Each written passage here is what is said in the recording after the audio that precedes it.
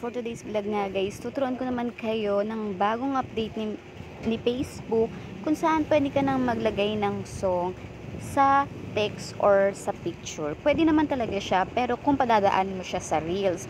Pero kahit na hindi mo siya padaanin doon, is pwede ka na maglagay ng song kahit picture lang. So, ganito lang yun guys. Pero bago yan, punta muna tayo sa ating Play Store para i-update yung ating Facebook. Para mas maganda na smooth yung paggamit natin ng Facebook at saka para updated tayo sa mga bagong feature ni Facebook. So, pag hinanap mo yan dyan sa Play Store, update mo lang kung kailangan ng update. Pero kung nakagay is open, is pwede na kayo mag-proceed at magdiretso sa Facebook nyo. Para naman, ibig sabihin na naka-update talaga yung Facebook nyo. So, ayan, kunyari nandito na tayo sa Facebook natin.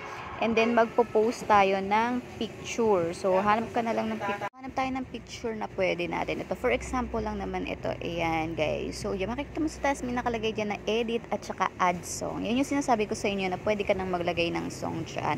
So, pili ka na lang. Pero, syempre, ayan, itong pinili ko at papakita ko sa inyo yung tugtog niya pag in-upload na natin siya.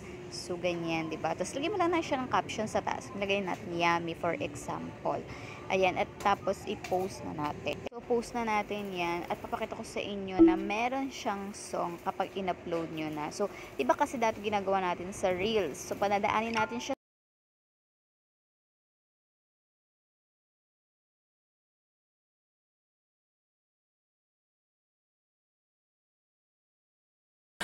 future dito. So, yun lang guys. Thank you for watching.